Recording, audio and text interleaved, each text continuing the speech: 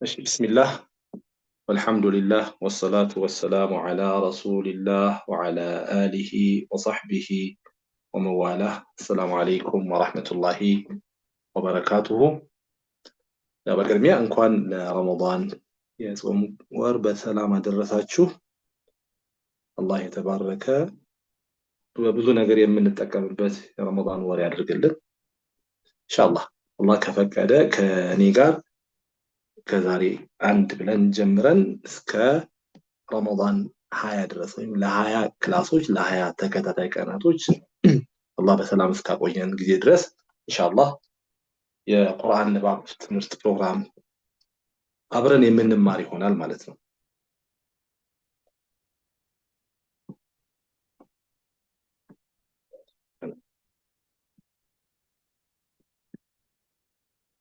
مرحبا خير مرحبا خير ዛሬ የመጀመሪያ ክላሳችን ነው።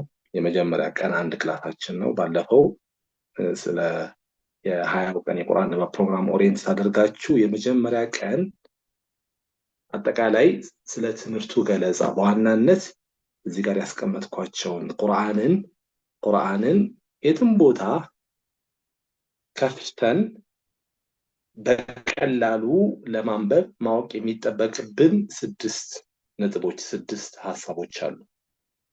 ማለትም ቁርአን ውስጥ የሚገኙ ሁሉም ቃላት ከሱረቱል ፋቲሃ ከሱረቱል በቀራ አንስተን ከመጨረሻው ሱረቱል ናስ ሚነል ጂነቲ ወናስ እስከሚለው ድረስ ያሉት ሁሉም የቁርአን ቃላት የምናነብባቸው ዛሬ በምንነጋገራቸው 6 ነጥቦች። ስለዚህ በቀጣይ ክላሶች እነዚህን 6 ነጥቦች እያሰፋን በዝርዝር እያየን በርካታ የቁርአን ቃላት ልምምድ እያደረግን ነው የምንሄደው ማለት ነው። ስለዚህ የዛሬ ዋናው ሐሳብ ለቀጣይ ክላስ መነሻ እንዲሆነን ቁርአን ውስጥ የሚገኙ ሁሉም ቃላት ለማንበብ የምንጠቀምባቸው 6 ነጥቦች ነው። ስለዚህም በተቃራኒው 6ቱን ነጥቦች እነዚህን ዛሬ የምንነጋገራቸውን 6ቱን ነጥቦች በሚገባ ያወቀ የተረዳና በቂ የሆነ ልምምድ ከሁለቱ አንዱ ከጎደለ አይሆንም። አንዳንድ ተማሪዎች ሐሳቦችን ቶሎ ይረዳሉ፣ ነገር ግን ልምምድ ላይ በጣም ሰነፍ ይሆናሉ። አንዳንድ ተማሪዎች ደግሞ ሐሳቡን በደንብ አይረዱትም፣ ልምምድ ላይ ይታገላሉ። ስለዚህ ሁለቱም ውጤት አያመጡም። ውጤት የሚመጣው የምንማራቸውን ሐሳቦች ግልጽ ባለ መልኩ ተረድታችሁ አውቃችሁ በቂ ልምምድ ስታደርጉ ነው። ከሁለቱ አንዱ ከጎደለ ውጤት አይኖርም። ያው ሁለት አይነት ተማሪዎች አሉ። አንደኛው ሐሳቡን ይረዳል ወይም ሐሳቡን ትረዳለች፣ በደንብ ይገባቸዋል። ልምምድ ላይ ግን ሰነፍ ናቸው። በቃለት ወይም ነገ ቆይ ቀስ ብዬ ምናምን እንዲህ ነኝ ቢዚ የሆነ ብለው በብዙ ነገሮች ራሳቸውን ቢዚ ያደርጉና ወይም እንደሆኑ ፊል ያደርጉና ልምምዱ ላይ ወደ ኋላ ይቀራሉ። እነዛ ምንም አይጠቀሙም። ማወቁ አይደለም ትልቁ ነገር። ያወቅነውን እዚህ የምንማራቸው ሐሳቦች በጣም ቀላሎች ናቸው። እነዛ በበቂ ልምምድ ምን መደረግ አለባቸው? መደገፍ አለባቸው። ባለፈው ነግሬያችኋለሁ። በፐርሰንት ብንወስደው ማወቁ 10% ቢሆን ነው ድርሻው፣ 90%ቱ ልምምዱ ነው ብያችኋለሁ። ስለዚህ የእናንተ ስራ እዚህ አብረን የምንቆይበት የቁርአን ንባብ ትምህርቱ ሂደት ትልቁ ልምምድ ነው። ዛሬ የምንነጋገረው የመጀመሪያ ቀን ስለሆነ ወደ ትምህርቱ ዲፕ አንገባም፣ ወደ ትምህርቱ በጣም ውስጥ አንገባም። እንደ መነሻ እንዲሆነን ግን በቀጣይ ክላሶች ለምንማራቸው ሐሳቦች እናንተም በደንብ ዝግጁ እንድትሆኑ እነዚህ ነገር ካወቅኩኝ ማለት ማንበብ እችላለሁ የሚለውም ጉጉትም መነሳሳትም እንዲፈጠር ቀለል አድርጌ ቁርአን ውስጥ የሚገኙ ሁሉም ቃላት አንድም ቃል ሳይቀር ለማንበቢያነት የምንጠቀመው ግብአት 6 ግብአቶችን ነው። የአረብኛ ንባብ ቀጥታዊ ንባብ ነው፣ ወይም ዳይሬክት ሪዲንግ የሚባለው አለ አይደል? ህግ አለ፣ ህጉን መጠቀም ነው። እንግሊዘኛ ዳይሬክት ሪዲንግ አይደለም። ማለትም ህጎቹን የእንግሊዝኛ የንባብ ህጎች ምን እንማራቸው አሉ አይደል? ልጆች አሁን ፊደል ይማራሉ እንግሊዝኛ ላይ ኤ ቢ ሲ ዲ ኢ ኤፍ ጂ ያሉ እስከ ዜድ ድረስ ይማራሉ። ቫውሎችን ይማራሉ፣ ድምጾችን ይማራሉ፣ የቫውል እና የኮንሶናንት ኮምቢኔሽኖችን ይማራሉ። ማለት ሁሉም የእንግሊዝኛ ቃላት ከ26ቱ የእንግሊዝኛ ፊደል የተዋቀሩ ናቸው። በቃ ሁሉም የእንግሊዝኛ ቃላት ከኤ እስከ ዚ ድረስ ያሉት ማለት ነው። ከነዚህ ውስጥ ቫውሎች አሉ። ኤ ኢ አይ ኦ ዩ ቫውሎች አሉ። ልጆች አሁን እንዲያፍለት ያውቋቸዋል እነዚህ። ነገር ግን እነዚህን አወቅን ማለት የፈለግነውን የእንግሊዝኛ ቃል ማንበብ እንችላለን ማለት አይደለም። ምክንያቱም የእንግሊዝኛ ንባብ ዳይሬክት ንባብ አይደለም። ዳይሬክት ማለት ቫውሎችና ኮንሶናንቶችና ተነባቢዎችና አናባቢዎችን በማጣመር የምናገኘው ንባብ ሁሌ ተመሳሳይ ላይሆን ይችላል። ሁሌ ተመሳሳይ ላይሆን ይችላል ማለት ነው። ስለዚህ ፕሮናንሴሽን የሚባል ሌላ ፕሮናንሴሽን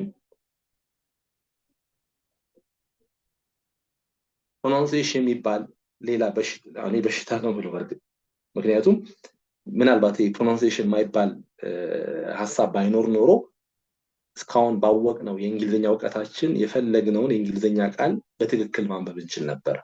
ዳይሬክት ንባብ ይሆንልን ነበር ማለት ነው። ነገር ግን ፕሮናንሴሽን የሚባል ስላለ ያ ፕሮናንሴሽን ቃሉ እንዴት እንደሚነበብ ማዳመጥ አለብን። አንዳንዱ እንደውም ያስቀናል ማለት እኛ ለማንበብ የምንሞክረውና በትክክል ቃሉን ፕሮናንስ አድርጎ የምንባለው ያስቃል። አንዳንዴ ምንድነው ሳይለንት የሚባል ነገር አለ። እንደውም ምናልባት ቀል ይሰራበታል እንግሊዝኛ ፕሮናንሴሽኖች ላይ ራሳቸው ፈረንጆቹ እያስተማሩ ቀል የሚሰሩበት አለ። ማለት እቺን ዋጣት ብሎ አንዱ ምንድነው እንትኑን ዋጣት ቲ ትዋጣለች ምናምን ተብሎ ቶማቶ ላይ ቲን ይውጣል የሆነ ብቻ ያደረገ ቫውሎችን ብቻ ያነበቡ። ለማንኛውም እንግሊዝኛ ቋንቋ ምንድነው ዳይሬክት ንባብ አይደለም። አሁን እኛ የምንማረው አረብኛ ነው። ከአረብኛም ስፔሲፊካሊ ምንድነው ቁርአን ንባብ ነው የምንማረው። ስፔሲፊካሊ ቁርአን ንባብ ውስጥ ደግሞ ወደ 17000 የሚደርሱ የተለያዩ ቃላቶች አሉ። የቁርአን ንባብ ላይ ወደ 17000 የሚደርሱ አጠቃላይ ሙሉ ቁርአን ውስጥ ያሉት ቃላቶች ወደ 77000 ነው የሚሆኑት ሙሉ ቃላቶች። አንድ ሰው ቁርአንን ከሱረቱል ፋቲሃ አንስቶ እስከ ሱረቱን ናስ ሲያختም በማختም ሂደት ውስጥ እየደጋገመም ሳይደጋገመም ብቻ የሚያነባቸው የቃላት ብዛት ወደ ስንት ናቸው? ወደ 77000 ናቸው። ከነዚህ ከ77000 ደግሞ በንባብ ደረጃ የተለያዩ የሚሆኑት ወደ 17000 የሚጠጉ ወደ 19000 17000 ይቅርታ ወደ 19000 የሚጠጉ ቃላቶች ናቸው። ኢንዌስ 19000 የሚሆን 77000 የሚሆን እነዚህ በሺ የሚቆጠሩ ቃላት ኮንስትራክት የተደረጉት ከስድስት ነገሮች ነው። ሷሊህ የመጀመሪያው አላለፈም። ያው ቀን አንድ ነው ዛሬ ቀን አንድ ነው ከጀመርንም ገና 10 ደቂቃ ሆነንም ኸይር። ስለዚህ ቁርአን ውስጥ የሚገኙ ሁሉም ቃላት የተገነቡት የተሰሩት ዛሬ ከማወራላችሁ ከስድስቱ ነጥቦች ከሆነ በሚኖረን በ20 ቀን የቁርአን ንባብ ትምህርት የቁርአን ንባብ ልምምድ ቃላቶችን ስንለማመድ ቁርአን ውስጥ ገብተን ስንለማመድ በተቻላችሁ መጠን እነዚህን ስድስቱን ነጥቦች እነዚህን ስድስት ነጥቦች ደግሞ በጣም ስናሰፋቸው ወደ 14 ሐሳቦች ይመጣሉ። ወደ 14 ሐሳቦች ይመጣሉ። ስድስትም 14ም ያው ተመሳሳይ እንግዲህ ፈትሐ 3 አይነት ከስራ 3 አይነት ضم አለ በሚል ፈትሐ ከስራ ضمان ወደ 9 ትምህርት ስለማሰፋው በዋናነት ማለት ነው። እነዚህን ስድስቱ ነጥቦች በደንብ ከተረዳን ከተለማመድን በአላህ ፍቃድ በቂ ልምምድ ካደረግን የትኛውንም የቁርአን ቃል ማንበብ እንችላለን። ዛሬ መግቢያ ነው። ዲቴይል ትምህርት ውስጥ አልገባባችሁም፣ ግን እንደ ብሬንስቶርም እንደማድረግ ሐሳቦችን እናመጣለን። ቁርአን ልክፈትና ቢስሚላህ ዛሬ ተራዊ የተሰገደው ጁዝ ስንት ነው? ጁዝ 2 አይደል? ከሱረቱል በቀራ ከገጽ 22 እስከ ገጽ 41 ድረስ ነው።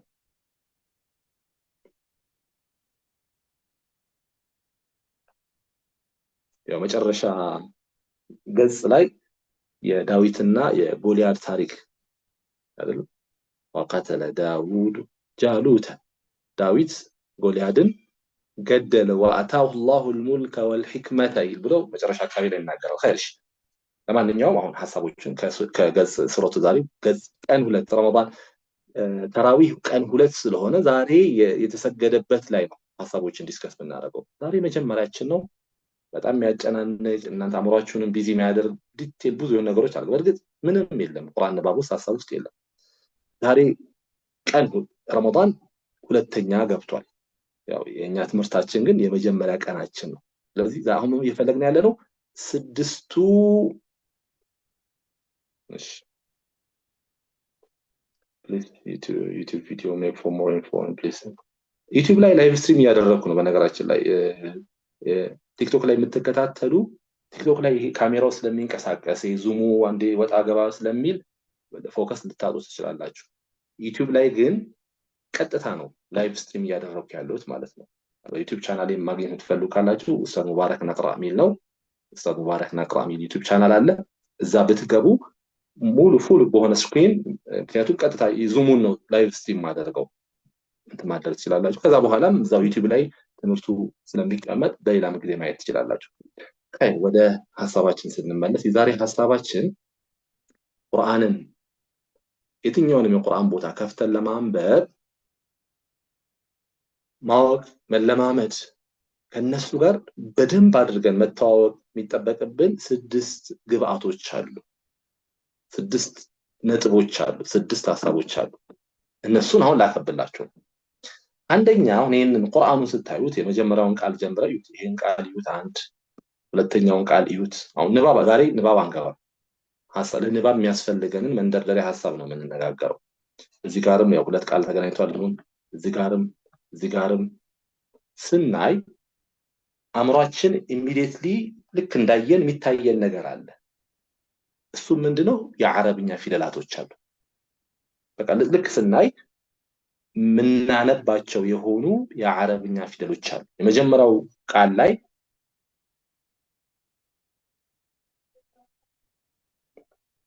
ሲን አለ ያ አለ ቃፍ አለ ምናልባት ሶሪ ቲክቶክ ላይ ዩቲዩብ ቻናሉን ያገኛችሁ ካላችሁ ጻፉላችሁ ከታች እሺ ሲን አለ ያ አለ ቃፍ አለ ዋው አለ ላም አለ ወደ ሁለተኛው ቃል ስመጣ አሊፈል ወስልን በሉት ሐምዘተል ወስልን በሉት ችግር የለውም አሊፍን ብትሉት never mind ችግር የለውም ዋናው ይህንን እንዴት ማንበብ እንዳለብን እንማራለን ማንኛውም ፊደል ነው ላም አለ ሲን አለ ፋ አለ ሀ አለ አሊፍ አለ ከዛን ሐምዛ አለች ወደዚህም ስንመጣ ሚም አለ ነው ለማንኛውም አሁን ከስድስቱን ነገር ላነሳላ ከስድስቱ ነጥቦች ውስጥ የመጀመሪያው አንደኛው የአረብኛ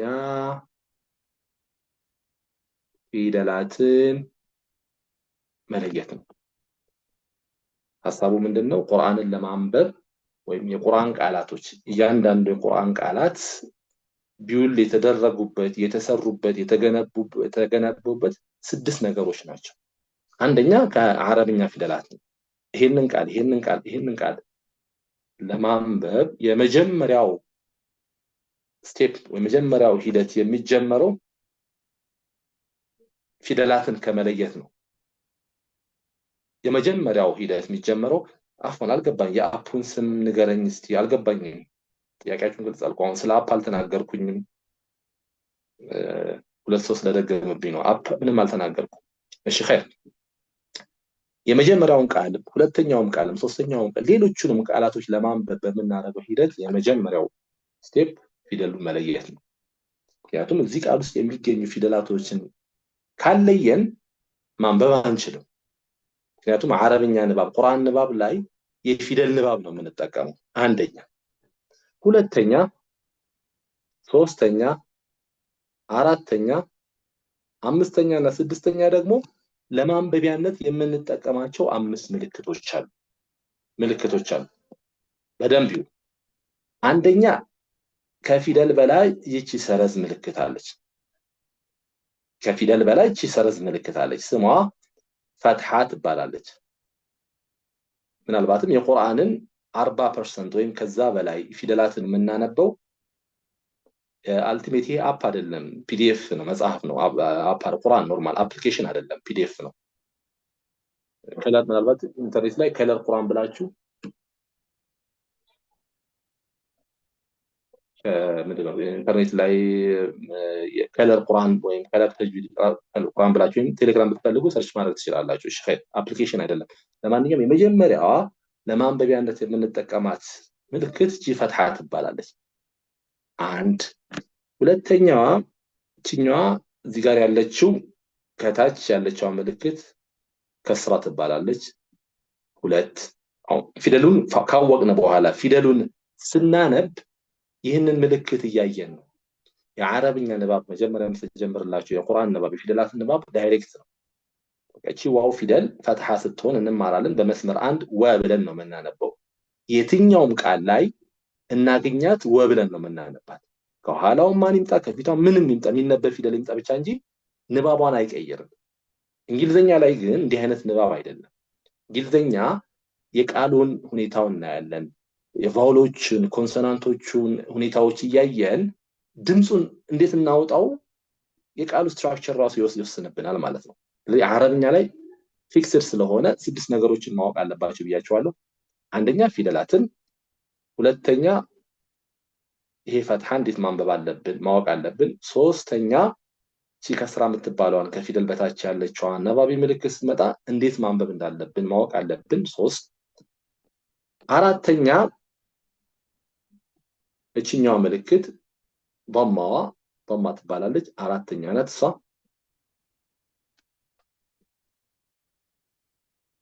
አራት ስሟ ضማ ትባላለች።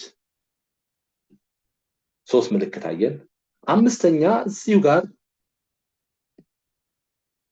ግማሽ ክብ የምትመስለዋለች 5 ሱኩን ትባላለች።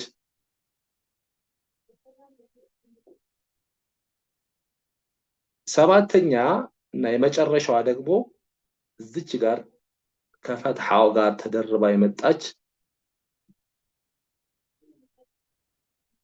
ሸዳ ትባላለች። ስለዚህ አሁን እዚህ ጋር የጻፍኳቸው ይሁት በደንብ ይዋቸው። እዚህ ጋር ሁለተኛ፣ ሶስተኛ፣ አራተኛ፣ አምስተኛ፣ ስድስተኛ ብዬ ጻፍኳቸው ፊደላትን ከለየን በኋላ ለማንበቢያነት የምንጠቀማቸው ምልክቶች ናቸው። ስለዚህ በኢዲኤስ ስድስተኛው የታል?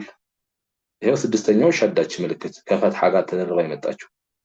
ስለዚህ ቁርአን ውስጥ የሚገኙ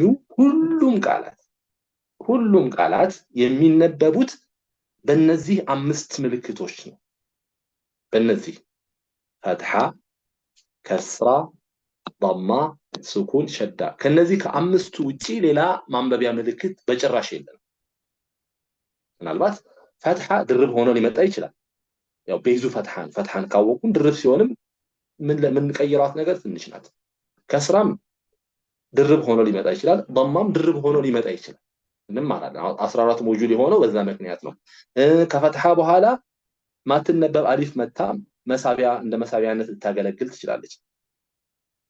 ከከስራ በኋላም ያ መሳቢያ መታ እንደ መሳቢያነት ታገለግላለች። ከضማ በኋላም ዋው መታ እንደ መሳቢያ ነው። ሰጊራ አሊፍ ሰጊራ ያ ሰጊራ የሚባለው ሰጊራ የሚባሉት እነሱ አናባቢዎች አይደሉም። እነሱ መሳቢያዎች ናቸው። የተነበበውን ድምጽ ማለትም በፈትሐ በከስራና በضማ የተነበበውን ድምጽ መጎተት ነው። ስለዚህ ሁሉም የቁርአን ቃላት ድምጽ እንቅስቃሴያቸውን የምናወጣው እዚህ ጋር በተቀመጡት 5 ምልክቶች ነው። ስለዚህ ቀላሉ መንገድ በቀጣይ የምንማራቸውን እያንዳንዱን ቃል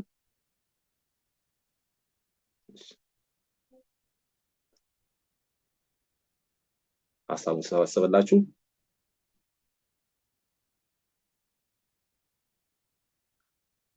ሐሳቡን ሰበሰበላችሁ።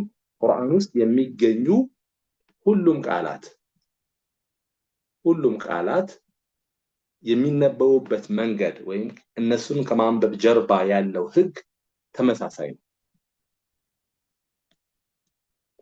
ነው ወይም ፎርሙላ ነው ማለት ነው። ይህ ፎርሙላ 6 ነገሮችን ይዟል።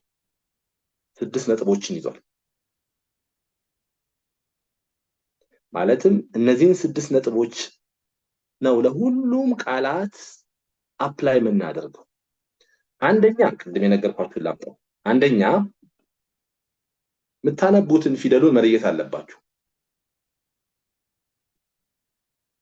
ፊደሉን መለየት ግዴታ ነው። የምናነበውን ፊደል የሆነ ቃል ውስጥ አንድም ፊደል ይሁን ሁለትም ሶስትም አራትም ፊደል ቃል ውስጥ ካለ የአረብኛ ንባብ የፊደል ንባብ ስለሆነ የቃል ንባብ አይደለም። ማለትም ፊደሎቹን ነጣጥለን ብናነብ ከዛ የተነጣጠለውን ንባብ ብንገጣጥመው የቃሉን ትክክለኛ ንባብ ይሰጠናል አረብኛ ላይ። እንግሊዘኛ ላይ ግን አይሰራም። እንግሊዘኛ ለምሳሌ መን የሚለውን ቃል ብታዩት ኤምኦ ለብቻው ሞ ነው። ኤንኢ ኒ ወይም ኔ ነው። ከዛስ ዋይ ደግሞ እሺ ከዚህ ጋር ወይም ደግሞ ዋይን ለብቻው ስለማትነበብ አንዳንዴ እንደ ቫውል ስለምንጠቀማት ከኢ ጋር ባጋጥማት ኔይ ነው የሚሆነው። ስለዚህ ይሄንን ቃል በፊደል ቤዝ አድርጌ ቫውሎችን ኮንሶናንቶችን ከአናባቢዎች ጋር ነጥዬ ባነባው ሞ ኔይ ነው የሚሆነው። ሞ ኔይ ነው የሚሆነው። አሁን ማዘር የሚለው ራሱ ቃልን ብናየው ብነጣጥለው ኤምኦ አለ ሞ ነው። ቲኤችኢ አለ ዘ ነው። አር ደግሞ ብቻዋን ቫውለስ ስለሆነች ብቻዋን አትነበብም። ዘር ሞዘር ወይም ሞተር አይነት ነገር ነው የሚሆነው። ይሄ ማዘር ነው። ይሄ እንደዚህ ነው ይቀራረባሉ። ሌሎች ብዙ ቃላቶችን ብታዩ ኮንሶናንቶችን ከቫውሎቹ ጋር ከአናባቢው ጋር ገነጣጥዬ ባነበው ከዛ እነሱን ደግሞ መልሼ ኮንስትራክት ባደርገው ብገጣጥማቸው ቃሉ ፕሮናንስ ከሚደረገው የተለየ ንባብ ነው የሚሰጠን። ስለዚህ ምን ማድረግ አለብን? ሙሉ ቃሉ ፕሮናንሴሽኑ ንባቡ እንዴት ነው ብለን መስማት አለብን። ይሄ እንግሊዘኛን ያከብደዋል። አረብኛ ግን ያ አይደለም። የቁርአን ንባብ ግን ቤዙ መሰረቱ የቃል ንባብ አይደለም፣ የፊደል ንባብ ነው። ማለትም ፊደሎቹን ገነጣጥለን በአናባቢዎቹ አንብበን መልሰን ብንሰበስባቸው ትክክለኛ ንባቡን ይሰጠናል። ስለዚህ የሆነን ቃል ስናነብ ፊደሎቹን ስለሆነ የምናነበው በቅድሚያ የምናነባቸውን ፊደሎች መለየት አለብን። አንደኛ። ሁለተኛ ፈትሐ የሚባለውን አናባቢ ምልክት፣ ይህ ምልክት ከፊደል በላይ ሰረዝ ምልክት ምንድነው? እንዴት ይነበባል ማወቅ አለብን። እንማራ። በተለይ ቀጣይ ክላሶች ላይ ፈትሐ ከስራና ضማ እንማራለን። አሁን ግን እንደመነሻ እንድታውቁት ፈትሐ ማለት ራሱ ስሙ መከፈት ማለት ነው። በምናነብበት ጊዜ የምንከፍተው አፋችንን ነው። ስለዚህ አፋችንን በመክፈት የምናወጣው ከአማርኛ ጋር እናያይዘው በአማርኛ ይሄ ግዕዝ የሚባለው ወይም የመስመር አንድ የሚባለውን ብትወስዱ ሃለ ሃመ ሰረ ሰሸ ቀበ ተቸ ሃነኘ አከኸ ወአ ብለን የምንወርደው የድምፅ እንቅስቃሴ ቁርአን በምንቀራበት ጊዜ አረብኛ በምናነብበት ጊዜ ከማን ጋር ይመሳሰላል? ከፈትሐ ንባብ ጋር ይመሳሰላል። ስለዚህ ቀላል አሁን መነሻችን ነው። ከዛ ሚሳብ ከሆነስ ወደ መስመር 4 እንቀይረዋለን፣ ድርብ ከሆነ እንጨምረዋለን። ቤዙ ግን አፍ መከፈት ስለሆነ የአማርኛ መስመር አንድ ነው። ለምሳሌ ሞር እንዲሆን አንድ ተማሪ ከተማሪዎች ልጥራና ወደ ቅድሙ ቁርአን እንሄድና ተራዊ የተሰገደበት ቁርአን ማለት ነው እንሄድና ፔጁን ወደ ቀጣይ ፔጅ ሰራ። እሺ ቀድሞ የገባችው ኢማን ናት። ኢማን ሰላም አለይኩም። ወአለይኩም ሰላም። እንዴት ነሽ? ሰላም ነው? ረመዳን ጥሩ ነው? አልሐምዱሊላህ ጥሩ ነው። እናንተ ጋርስ? አሪፍ ነው አልሐምዱሊላህ። እሺ መርሐባ። ዛሬ የተነጋገርን ያለነው ሐሳቡ ቁርአን ውስጥ የሚገኙ ሁሉም ቃላት ቢልዲንግ ብሎካቸው ስንት ናቸው ብያለሁ። ስንት ነጥቦች ናቸው? 6 ናቸው። ከስድስቱ አንደኛው የመጀመሪያው ፊደል መለየት ነው። ለምሳሌ ይሄን ቃል ላነበው ፈለግኩና የመጀመሪያው ሁለቱን ፊደል ነጥዬ ባነብ የቃሉ ንባብ ላይ ምንም ለውጥ አያመጣም። ምክንያቱም የአረብኛ ንባብ የምን ንባብ ነው ብለናል? የፊደል ንባብ ነው።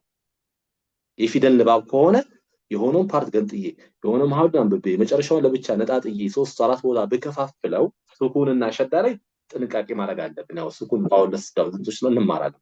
ከዛ ውጪ ግን የፈትሐ ከስራ ንባብ ضማ ላይ ምንም ለውጥ አያመጣም። ስለዚህ አሁን ያከበብኩትን ልታነቢልኝ ነው። በቅድሚያ ፊደሎቹን ማወቅ አለብሽ። ፊደሎቹ ማና ማን ናቸው? ላምና ካፍ።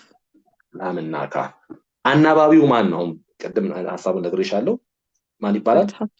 ፈትሐ። ፈትሐ ሌላ ነገር ካልተጨመረበት በአማርኛ መስመር ስንት ይነበባል አለን? አንደኛው። ስለዚህ ሁለቱን ምንም ሳትጎትቺ ሌላ ነገር ሳትጨምሪ ምን ብለሽ ታነቢያለሽ? ለከ።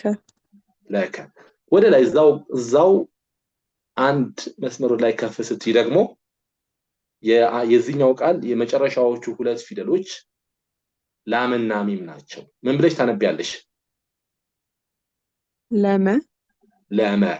ሌላም ቦታ ብትሄጂ ፈትሐ እስከሆነ ድረስ አንድም ፊደል አንብቢ፣ ሁለትም ፊደል አንብቢ፣ ከመስመር አንድ አትወጪም። እዚህ ጋርስ ሀከ።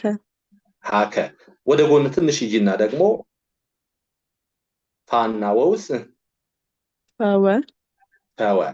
ስለዚህ የትኛውም የቁርአን ቃል አንብቢ ከአምስቱ ማንበቢያ ምልክቶች በብዛት የምናገኘው ይህ ፈትሐ የሚባለው ምልክት ከአማርኛ የመስመር አንድ እንቅስቃሴ ጋር ሙሉ ለሙሉ የሚመሳሰል ነው ማለት ነው።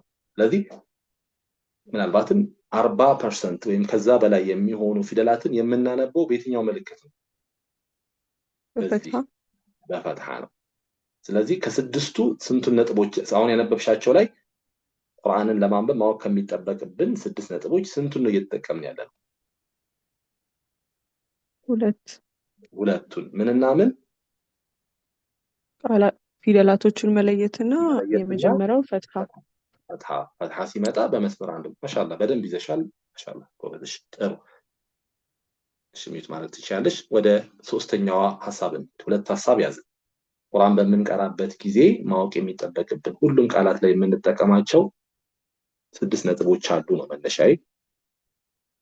ከስድስቱ ነጥቦች አሁን ከኢማን ጋር የመጀመሪያውና ሁለተኛውን ነጥብ ተጠቀምን። ማለትም ፊደሉን ለይተን ፈትሐ የሆነውን ፊደል በአማርኛ መስመር አንድ ማንበብ ማለት ነው።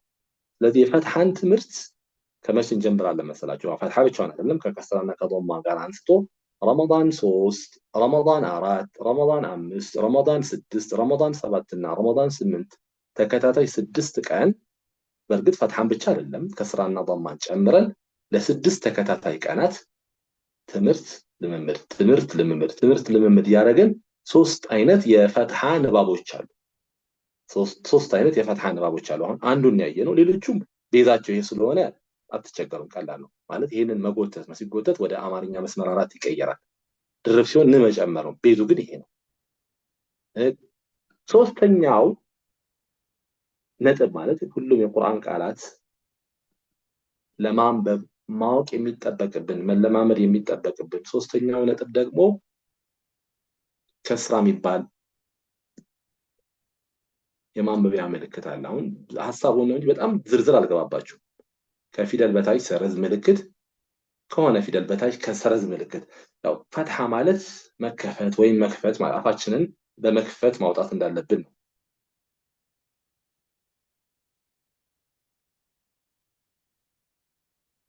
እሺ ከስራ ማለት ደግሞ አፍን ሰበር ማድረግ ማለት ነው። መስጠት ማለት ነው። አፋችንን ስንሰብር ልጆች ሲያለቅሱ አፋቸው ወደ ጎን ለጠጥ ይላል አይደል?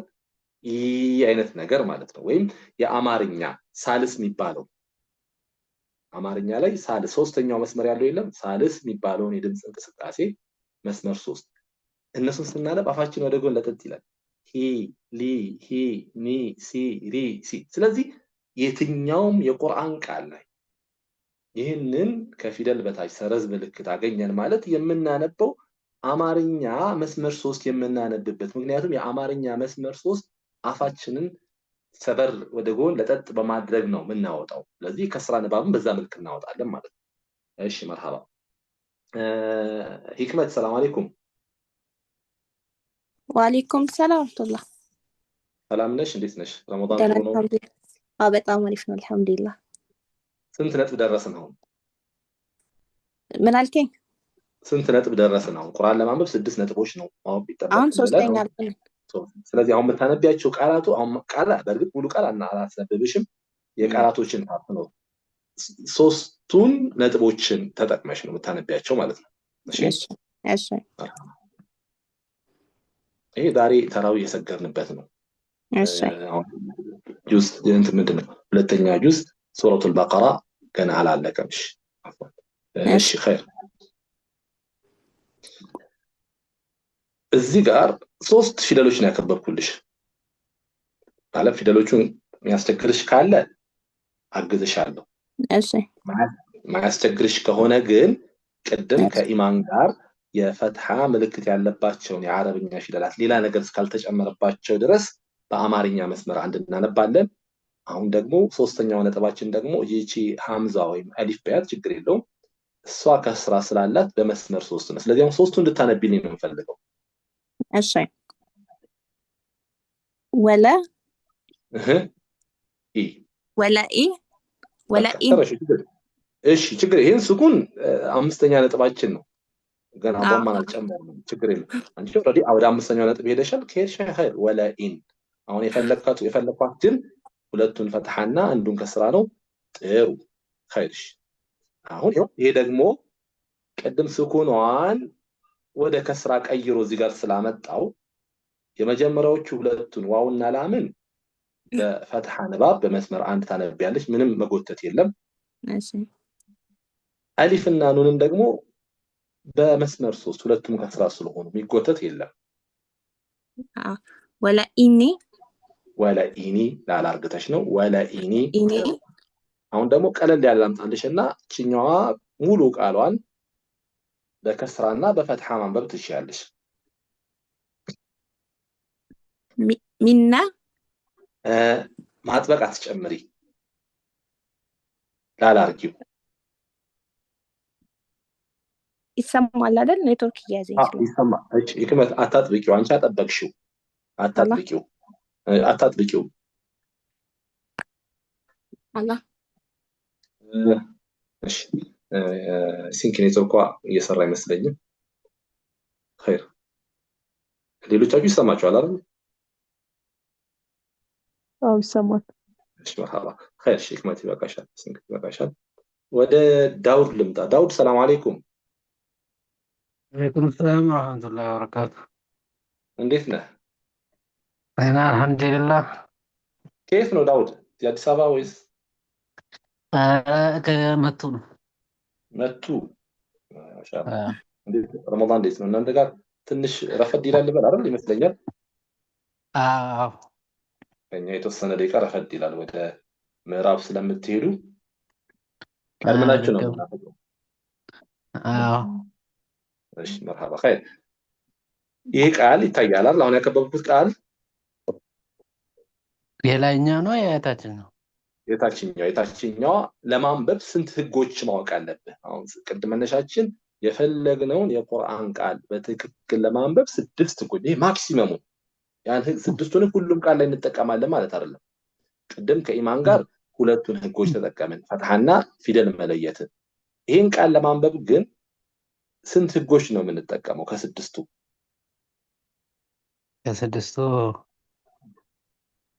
ሶስቱን ምን ጥሩ ነው ማሻአላህ። ጥሩ ይዛችሁልኛል። ምን አንደኛው ሁሉም ላይ ማይቀረው ህግ ፊደሉን መለየት። ፊደሎቹ ለመለየት ፊደሎቹ ሚምና ኑን ፊደል ከለየ በኋላ የምታነባቸው ሁለት ፊደሎች አሉ። ሁለቱም የተለያየ አናባቢ ፈትሐና ከስራ ስላላቸው ፈትሐ እንዴት እንደሚነበብ ማወቅ አለብህ። ሁለተኛ ከስራ እንዴት እንደሚነበብ ማወቅ አለብህ። እስቲ አንብበው። ሚና ቀደም ህክመት ስቀራ ምን ተፈጠረች? አጠበቀች ኑኔን አጠበቀች። እሱ ደግሞ ስድስተኛው እሱ እኮ ንባብ አለ እኮ እሱ ይኖራል፣ የሆነ ቦታ ይኖራል። እሱ ግን ስድስተኛው ህግ ሸዳ የምትባል ምልክት አለች። አሁን ጻፍኳት ምልክት አያት፣ ጨመርኩበት። እዚህ ሸዳ ማለት ይሄ ፊደል ሸዳ አለው ማለት ሁለት ድምጽ አለው ማለት ነው። ሸዳ ባይኖር ኖሮ ኑን ፊደል ቅድም ሸዳ ባይኖር ኖሮ ምን ብለህ ነበር የምታነበው? ኑንን ሚና ወይ ኑንን ነው። ሸዳ አለች። ሸዳ ተጨመረ ማለት ግን ሁለት ድምጽ ይሆናል። በአረብኛ ሸዳ በእንግሊዝኛ ደብል ኮንሶናንት የሚባሉት እችኛዋ ሸዳዋ የመስመር 6 የሱኩን ድምፅን ትጨምርና ን እና ነ ድምፅ ይኖረዋል ማለት ነው። ስለዚህ ንንና ነን ከሚ ጋር ሳገናኘው ምን ይሆናል? ሚነ አዮ ሲጠብቅ እኮ መሃል ላይ የተጨመረች ድምፅ አለች። ሚነ ሲጠብቅ የጠበቀ ማንኛውም ፊደል ለምሳሌ እዚህ ጋር ነው። አሁን ያከበብኩት ቃል ይታያል። ቆይ ላክበበው ይሄን አጥፋቸውና ይታያል። በሰማያዊ ላክበብ ኢንሻአላህ። በሰማያዊ ላክበብና ይሄ ቃል ኑን ላይ ሸዳ አይደል? ሸዳው ባይኖር ኖሮ ሸዳውን ባጠፋው ኖሮ የምትጠቀመው ልክ እንደዚህ እንደሚነ ሶስቱን ህግ ነው። ፊደል መለየት አለብህ። ፈትሃ ኑንና ካፍን በፈትሃ በመስመር 1 ማንበብ አለብህ።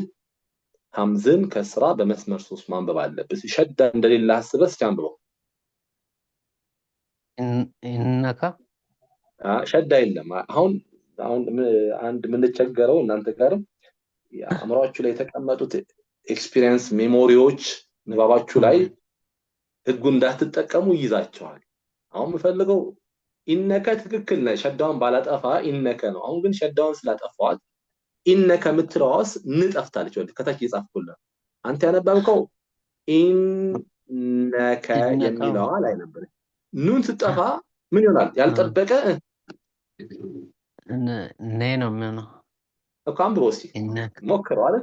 አሁን ልምድ የራሱ የሆነ ጥሩ ጎን ቢኖረውም የራሱ የሆነ ጥሩ ያልሆነ ጎን አለ።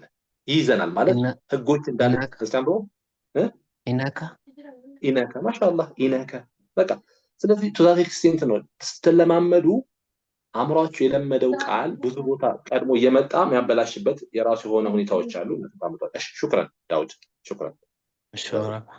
ሚት ማድረግ ትችላለህ። ስንት ደረስን? 3 ደረስን። 6 ዛሬ የምንነጋገረው ቁርአን ውስጥ የሚገኙ ሁሉንም የትኛውንም ቃል ለማንበብ ማወቅ የሚጠበቅብን ወይም ቃላቶቹ የያዙት ነገር 6 ነገር ነው። 6 ማክሲመም ነው። 6ቱንም ሁሉ የምንጠቀምባቸው ትንሽ ቃላቶች ናቸው። ትንሽ አብዛኛው ቃላት ላይ ወይ 2 ህግ ወይ 3 ህግ ወይ 4 ህግ ምናልባት 5 ሊኖር ይችላል።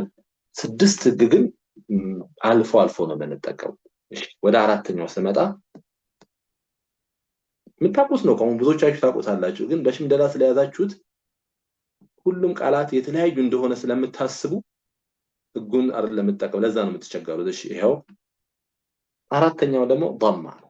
ضማ ማለት ስሙ ራሱ ማሾል መሰብሰብ ማለት ነው። ምናችንን ነው የምናሾለው? የምናንቀሳቀሰው አፋችንን ነው። ሐረካ በነገራችን እነዚህ ፈትሐ ከስራና ضማ ሐረካ ይባላል። ሐረካ ምን ማለት ነው? እንቅስቃሴ ማለት አፋችንን በተለያየ መልኩ እናንቀሳቀሳለን። ፈትሐ ሲኖር አፍን በመክፈት በአማርኛ መስመር 1 ከስራ መስበር ነው። አፋችንን ሰበር አርግተን ወደ በመስመር 3 ضማ ደግሞ አፍን በማሾል በመስመር 2 ወይም በአማርኛ ከአብ ነው የሚባለው። ከአብ የሚባለው ሁለተኛው ሉ ሁ ሙ ሱ ሩ ሱ ሹ አፋችን እየሾለ ነው የሚወጣው። ضማ ማለት ስሙ ራሱ ማሾል ማለት ነው። ስለዚህ ዛሬ ሐሳቦች ነው። በቀጣይ ክላስ ቃላቶች ላይ በጣም በርካታ ቃላት ላይ ልምምድ እናደርጋለን። እናንተ ቢስራ ተጣጣችኋል። ትልቁም ለውጥ የሚመጣው በልምምዳችሁ ነው እንጂ ሐሳቡ ውስጥ ዛሬ የምንነጋገረው ቁርአን ለማንበብ በቂ ሊሆን ይችላል፣ ግን የሐሳብ አይደለም እንድታነቡ የሚያደርጋችሁ ልምምዱ ነው። ኸይርሽ እነዚህ 3ቱ ማን ፈትሐ ከስራና ضማ የዓረብኛ 3ቱ አናባቢዎች ናቸው። ወይም በአረብኛ ሐረካ እንላለን። ሐረካ ሲባል ሰምታችኋል። ሐረካ ማለት በእንግሊዝኛ ቫውልስ ማለት ነው። ሐረካ ማለት አንቀሳቃሾች ወይም እንቅስቃሴ ፈጣሪዎች ማለት ነው። በምልክት ደረጃ ሐረካ እንቅስቃሴም ሊሆን ይችላል። ስለዚህ ፈትሐ ሐረካ ነው፣ ከስራ ሐረካ ነው፣ ضማ ሐረካ ነው ሲባል የሆነን ድምጽ እያንቀሳቀስን እንድናወጣ ምን አይነት እንቅስቃሴ? ፈትሐ የመከፈት እንቅስቃሴ፣ ከስራ የመሰበር እንቅስቃሴ፣ ضማ የመሾል እንቅስቃሴ።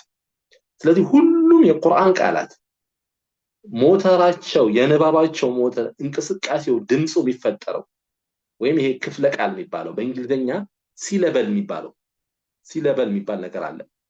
በእንግሊዘኛ ሲለበል ማለት ክፍለ ቃል አንድ ቃል ምን ያክል ራሳቸውን የቻሉ የንባብ ክፍልፋዮችን ይፈጥራል የሚለው ማለት ነው። ራሳቸውን አናባቢ ያላቸውን ቤዝ አድርጎ ማለት ነው። እሱን የምናገኘው አረብኛ ውስጥ በፈትሐ በከስራና በضمه። ስለዚህ ቁርአን ውስጥ የሚገኙ ሁሉም ቃላት የድምጽ እንቅስቃሴ የንባብ ፓርቶች የሚፈጠሩት በእነዚህ በሶስቱ ነው። አንድ ሰው ደግሞ ላምጣና በضمه ተሰነ ሐሳቡን ልምምድ እናደርጋለን። እሺ መነን ሰላም አለይኩም።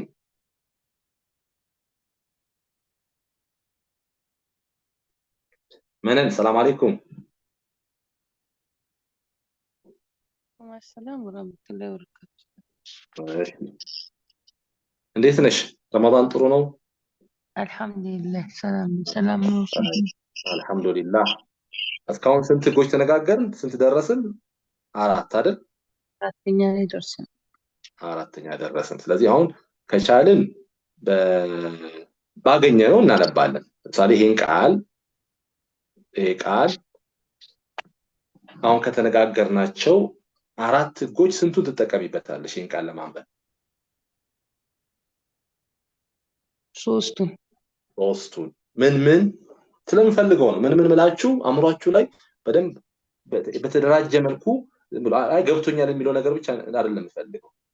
እዚህ ማስተምራችሁ ነገር በስነ ስርዓት ተደራጅቶ ግልጽ ባለ መልኩ ሰውንም ማስረዳት ትፈልጉ የሆነ እንዲህ ተብሏል እንዲህ ነው አይነሳም ያን ስለምፈልገው። ጥሩ ትክክል ነው። ሶስቱ ምን ፊደሉ መለየት ከዛስ እዚህ ፊደል ውስጥ ደግሞ ለማንበቢያነት የምትጠቀሚያቸው እስካሁን ከተማርናቸው ከሶስቱ ማንበቢያ ምልክቶች ማን አሉ? ዱማና ኪስራ። በቃ ሚሳብ ድምጽ አለ? የለም። ሸዳ አለ? ሚጣቅ ድምጽ አለ? የለም። እስቲ አንብቢው። ቢቁሙ ማሻአላህ። ስለዚህ የራሳችንን ሐሳብ አንሰጥም። እስቲ ደግሞ ሌላ ቦታም ደግሞ እንጨምራለን። እሺ እዚህ ጋር ሸዳውን ታያትና ይሄን ቃል ነው የምታነቢልኝ። አሁን ረጅም ቃል ብዙዎቻችሁ ረጅም ቃል ሲመጣ ትቸጋገራላችሁ። ረጅም ቃል ስታገኙ ከፋፍሉት። 2 ቦታም 3 ቦታም 4 ቦታም። ለምሳሌ ሸዳውን ትችልሻለሁ። እሺ መነን ሸዳውን ትችልሻለሁ። መጀመሪያ የመጀመሪያዎቹን 3ቱን አንብቢያቸው። ወዩአ ከዛ 2ቱን አንብቢያቸው። ሊሙ ከዛ 2ቱን አንብቢያቸው። ቁሙ። ስለዚህ አሁን ይሄ ህጎቹን ነው ቃሉን እያነበብነው አይደለም።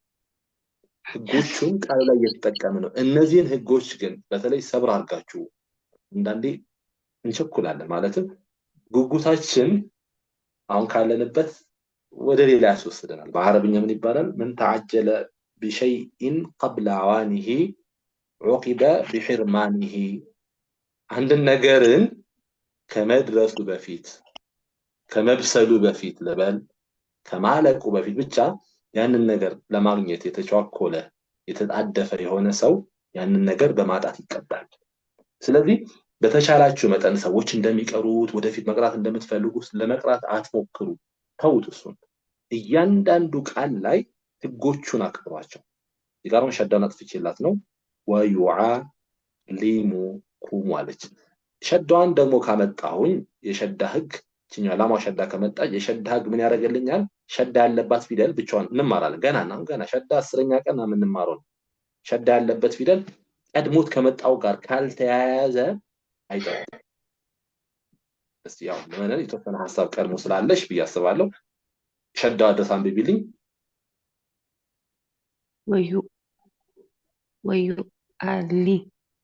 ወዩዓሊ ያው ሊ ምትልና ሊ ምትል ድምጽ ደብል ኮንሶናንት ይሆናል።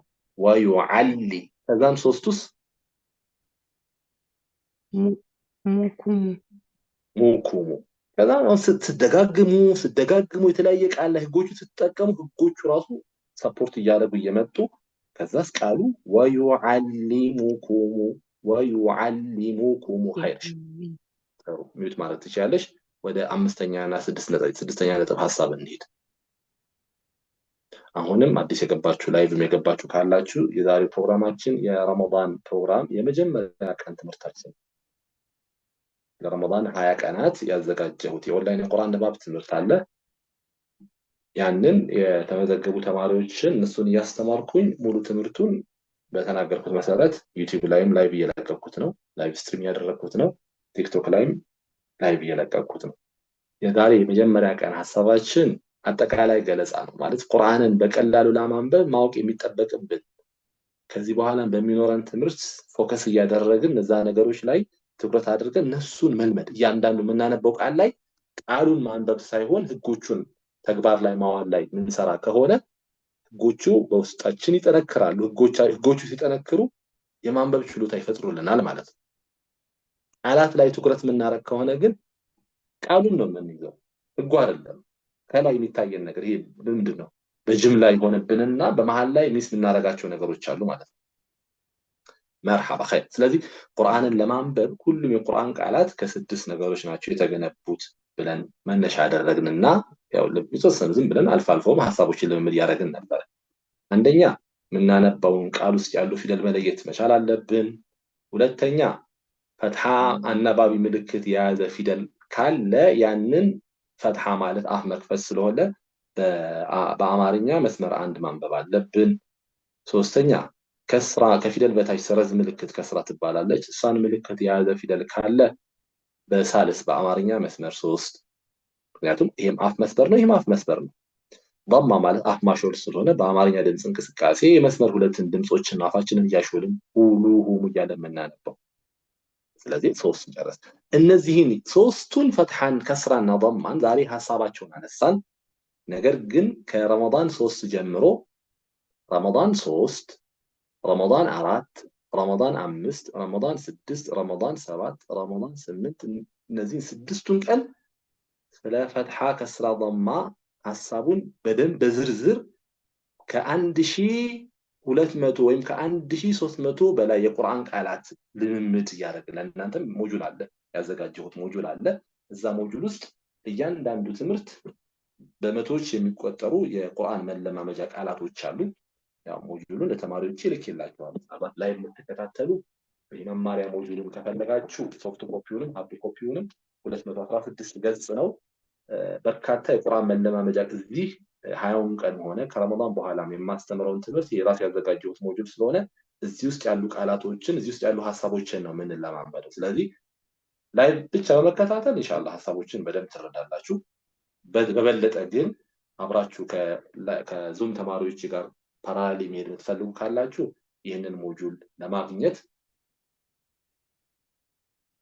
አብዱረዛቅ ምኑን አልሰራም ያለ ከሽ ሞጁሉን ለማግኘት እዚሁ ቲክቶክ ላይ የተቀመጠ ማዮ ላይ የተቀመጠ ስልክ ቁጥር አለ። በዛ ኮንታክት ማድረግ ትችላላችሁ ማለት ነው። ኢንሻአላህ ስልክ ቁጥሩን አንዴ ነግራችሁና ከተማሪዎች ጋርም 1-2-3 ደቂቃ ብሬክ እንውሰድ እናንተ ጋር ማለት ነው። ከብሬክ በኋላ የቀሩንን ሁለት እነሱ በጣም ወሳኝ እነሱ ኪዎች ናቸው፣ ቁልፎች ናቸው። ቤት ከተሰራ ከተገነባ በኋላ መክፈቻ መውጫ ምናምን ከውጪም ችግር እንዳይፈጠርብን በሩ ነው አይደል? ስለዚህ የበሩ ደግሞ ዋናው ቁልፍ ስለሆነ ቁልፎቹን ሱኩንና ሸዳ የሚባለው እናያለን። ውሃን መጠጣት የምትፈልጉ ያው ቀን ስላልሆነ 1-3-4 ደቂቃ አሁን ከ58 ነው። ከሁለት ሲል ከእናንተ ጋር እንቀጥላለን።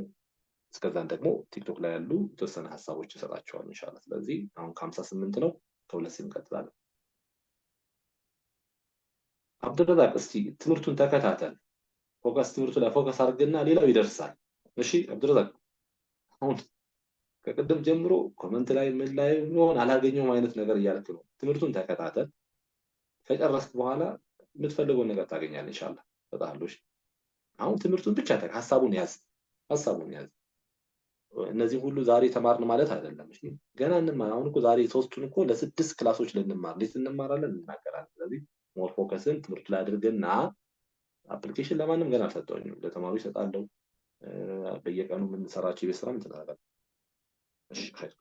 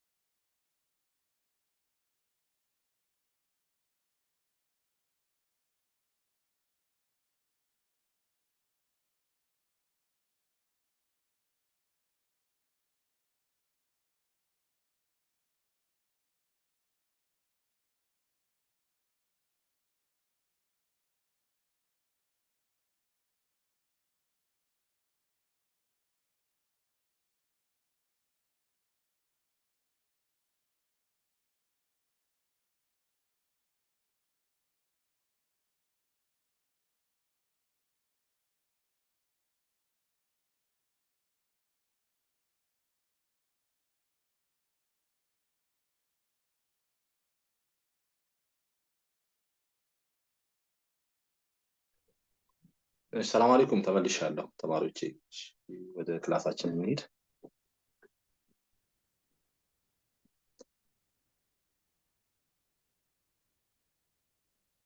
እሺ ኡሜሽ ስማርት ሜቶዶሎጂ ክሬት ሹክራን።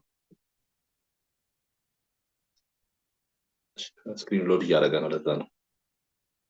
መርሐባ ኸይር። አሁንም የዛሬው የመጀመሪያ ቀን ፕሮግራማችን ስለ ቀን አንድ ነው፣ ገና የጀመርን ነው። እሺ ዩዘር አቡ ኢክራም ፕላስ መሐመድ ይኸው ባዮ ላይ የተቀመጠ ስልክ ቁጥር አለ 0979383838 በዛ ቴሌግራም ላይ ኮንታክት አድርጉ ኢንሻአላህ። ቲክቶክ ላይ የተቀመጠ ባዮ አለ ወይም ክላሱ እንዳለቀ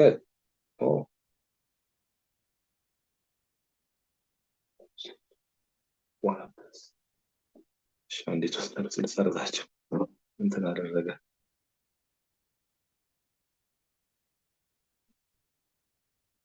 እሺ ሙፍቱ ራስ ሰከንድ ፒስ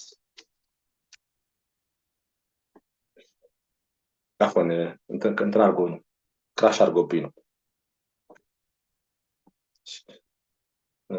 ወአለይኩም ሰላም ኸይር። የዛሬው ፕሮግራማችን ለትምህርቱ አጠቃላይ ገለጻ ነው። በቀጣይ የምንማራቸው ትምህርቶች ቁርአንን በቀላሉ ማንበብና ቁርአን ንባብ ላይ ልምምድ ማድረግ ነው። እንደመነሻ ቁርአንን በቀላሉ ማንበብ ማወቅ የሚጠበቅብን 6 ነጥቦች አሉ። እነዚህ ነጥቦች በሚገባ ካወቅን በቂ ልምምድ ካደረግን ፎር ሹር የፈለግነውን ቁርአን ቃል ማንበብ እንችላለን። ከነዚህ ነጥቦች የመጀመሪያው የሆነን ቃል ቁርአን ውስጥ መርጠን በምናነብበት ጊዜ ፊደሉን መለየት አለብን። ፊደሉን ካለየን ካላወቅን ማንበብ ይከብደናል። ስለዚህ ያን ፊደል ከለየን በኋላ ፈትሐ አናባቢ ምልክት የያዘን ፊደል በአማርኛ መስመር አንድ ማንበብ ነው። ምክንያቱም ፈትሐ ማለት መክፈት መከፈት ስለሆነ አፋችንን ከፈት የምናደርገው የአማርኛን መስመር አንድ ግዕዝ የሚባለው ሀለ ሀመ ሰረሰ ሸቀ በተቸ ስንል ይሄ ድምጾችን ከፈት እያደረግን ነው። ስለዚህ በቀላሉ ማለትም ፈትሐን በዚህ አመሳስለን እናነባለን። ከስራ ማለት ሰበር ማድረግ ስለሆነ አፋችንን ሰበር የምናደርገው አማርኛ መስመር 3 ድምጽ እንቅስቃሴ እና ሂሊ ሂም አይደለም። አረብኛውን ፊደሉን ስናነበው ከስራን ከያዘ በአማርኛ መስመር 3 ዳይሬክትሊ ማንበብ ነው። የቅድም ሐሳቡን አይተናል። ضم ያዘውን ደግሞ በአማርኛ መስመር ለضم ማለት አፍ መሰብሰብ ብለናል። 4 ጨረስ፣ 2 ይቀርናል። እነዚህን ለ6 ቀን እንማራለን ብለናል። በ6 ቀን እንዴት እንማራለን በኋላ አስረዳችኋለሁ። ወደ ሁለቱ ወደ መጨረሻዎቹ ሁለቱ አምስተኛ እና ስድስተኛ ቁርአን ውስጥ ልግባና እነዚህን አምስተኛ እና ስድስተኛ ምልክቶቹ ላሳያችሁ።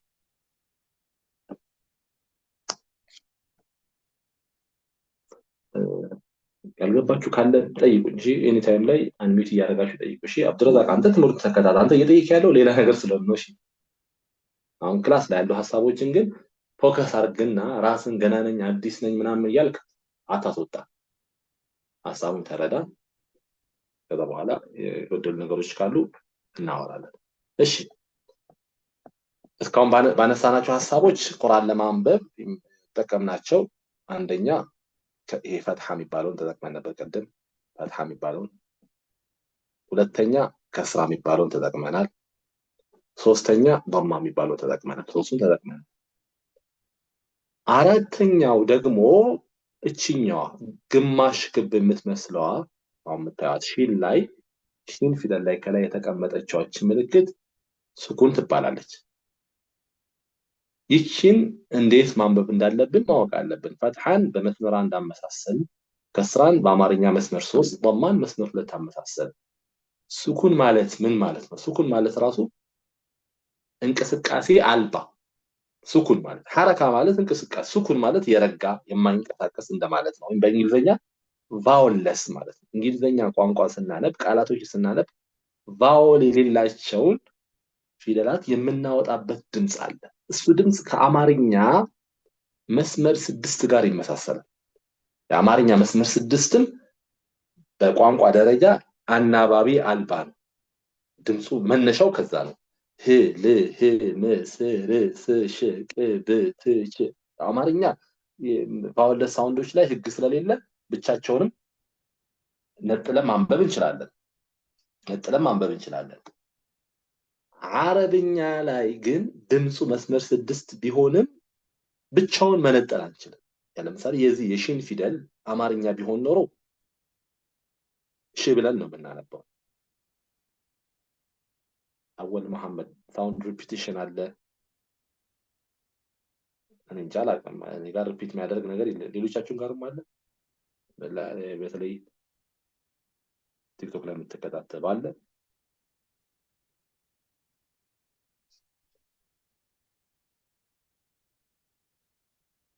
የለም። እሺ አንተ ጋር ነሽ። ስለዚህ እቺ ፊደል ሺን ስኩን ስለሆነች ድምጿ ሽ ናት። አማርኛ ብናነብ፣ በአረብኛ ግን ብቻዋን ስኩን የሆነ ፊደል ኖት ኦንሊ አረብኛ፣ በነገራችን እንግሊዘኛ ላይ ሲለበል የሚባለው ሐሳብ ያ ሲለበል እቺኛው ሺን ሺ ድምጽ ራሷን የቻለች ሲለበል ራሷን የቻለ ክፍለ ቃል ስለማትፈጥር ቀድሟት ከመጣው ጋር ፈትሐ ወይም ضማ ከስራው ጋር ተሽ ብለን እናነባለን ማለት ነው። ስለዚህ ስኩን መስመር 6 ነው ድምጹ፣ ነገር ግን ብቻውን ተገንጥሎ አይነበብም ማለት ነው። አንድ ሰው ሐሳቡ የገባው ከቀደም ከጠራኋችሁ ውጪ ከዙም ተማሪዎቼ አንድ ሰው አንሚዩት አድርግና የስኩን ሐሳብ የተረዳ የሆነ ሰው አክረም ሰላም አለይኩም። ወአለይኩም ሰላም ወራህመቱላሂ ወበረካቱህ። እንዴት ነህ? እያስወጣ ነው ኔትወርክ ኮኔክሽን እያስወጣ ነው? አስወጄ ነው የገባሁት። እሺ መርሃባ። ያው ሳፋሪኮም ጥሩ ይመስለኛል ምናልባት ለኮኔክሽን ላይ አሁን አሪፍ ነው። አሪፍ ነው። እሺ መርሃባ ኸይር። እሺ ወደዚህ ሁለተኛ ፊደል ትለያለህ አይደል? መርሃባ። እሺ አሁን የምታነብልኝ ሶስቱን ነው የምታነብልኝ። አሁን ያከበብኳችሁ ይታየዋል። ሐሳብ ሰጣለሁ። ገና አሁን መግቢያ ነው፣ በደንብ እንማረዋለን። አሁን ሱጉና ሸዳ ረመዳን 10 እና 11 የምንማረው ረመዳን 9 እና 10 የምንማረው ሶሪ። እቺ አሁን መጀመሪያ ለብቻ አንብብልኝ፣ ለብቻ አንብብልኝ። የመጀመሪያ ዋው ፈትሐን ምን ብለህ በመስመር አንድ ምን ብለህ ታነበዋለህ?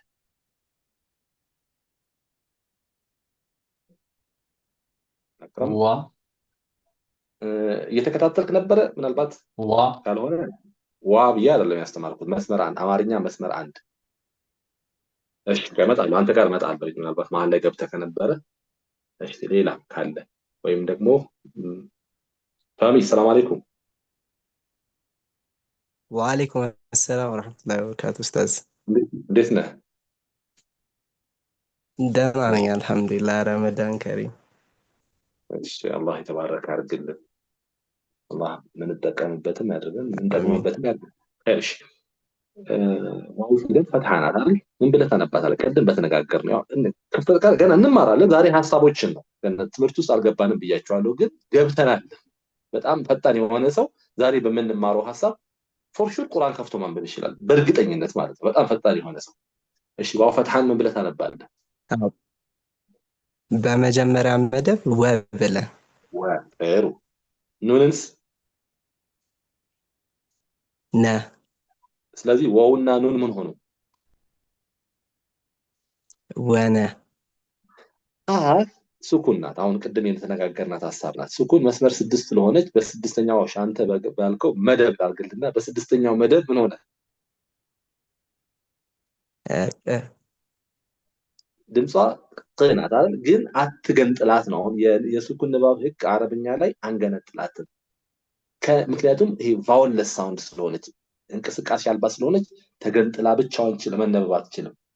ስለዚህ ከኑን ጋር ምን ብለህ ታነባቸዋለህ? ኦኬ ከነ ጋር ነቅ። በቃ ስለዚህ ነቀ። ስለዚህ ሶስቱ ምን ሆነ? ወውን ጨምርበት ወነቅ። ስለዚህ አሁን ስኩን የተወሰኑ ስኩኖችን ልሰጥህ ነው፣ ብቻቸው እንዳታነባቸው። ቀድሞት ከመጣው እዚህ ጋር ታ ስኩን አለች ከባ ጋር ነው። ሚምም ምልክት ባይኖራትም ስኩን ናት፣ ከሃ ضማ ጋር ነው። ስለዚህ ይሄ ሁለቱን ለየብቻ ባና ታ ምን ይሆናል?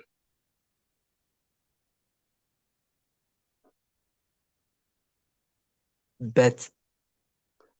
አና ሚምስ ይሰማል? በት። ትክክል ነው። ማሻአላህ ትክክል ነው። ሃና ሚምስ ሆም። ስለዚህ ሁለቱን እስኪ በትና ሆም በት ሆም በት ሆም።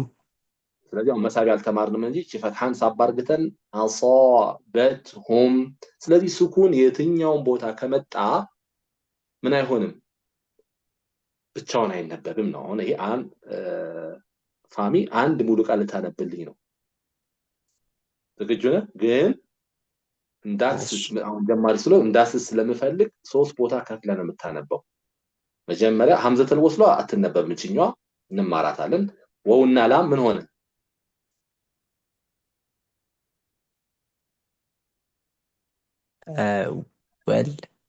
ወል ማሻአላ ምንም አትፈጥር ወል ሚምና ራስ መር ጥሩ ነው አሁን አንተ ያርክ ያለው አትቸኩልም አምሮ ላይ ፕሮሰስ እያደረግከው ነው ይሄንን አሁን ዛሬ የመጀመሪያ ሊሆን ይችላል እንደዚህ ያሰብኩኝ ይችላል በደጋገምከው ቁጥር ብዙ ቃል ባነበብክ ቁጥር አውቶማቲክ እየሆነ ይላል አለ የምታስብበት ታይም እየጠፋ ልክ እንዳየኸው ሳታስብ የምታነብበት ይሆናል እሺ ወውና ታስ ወተ አሁን ያነበብካቸው እንዳልከው ረጋ ብለህ ሶስት ያንብበው ወል መር ወተ إن الصفا والمروة إن الصفا والمروة ስለዚህ የትኛውም ቁርአን ቃል ውስጥ ስኩን በመናገኝበት ጊዜ እንደ ህግ የመስመር 6 እንጠቀማለን ነገር ግን ገንጥለን ብቻውን ምን አናደርገውም አናነበውም ነው አሁን ሐሳቡን ያዙ ነው ዛሬ ዝርዝር ውስጥ ዲፕ አንገባም ጥሩ ማሻአላ ጥሩ ነው እሺ ኸይር ወደ መጨረሻው ስድስተኛው ሐሳብ እንሂድ እስካሁን አምስት ሐሳብ አየን አምስተኛው ሐሳብ ላይ እንደው ሙሉ ቃል ማንበብ ጀመር አሁን ስድስተኛው ሐሳብ ሲንጨምር የፈለግነው የቁርአን ቃል ማንበብ እንችላለን ማለት ነው ስለዚህ አምስተኛውና ስድስተኛው ሐሳብ የረመዳን 9ና የረመዳን 10 ትምህርቶቻችን ነው ስለዚህ አምስተኛ ከፊደል በላይ ግማሽ ክብ ምልክት ስኩን ትባላለች ስኩን ማለት እንቅስቃሴ አልባ ማለት ነው በአማርኛ መስመር 6 ነው ብቻውን አናነበውም ግን ብቻውን ተገንጥሎ አይነበብም ምክንያቱም ራሱን የቻለ ክፍለ ቃል ራሱ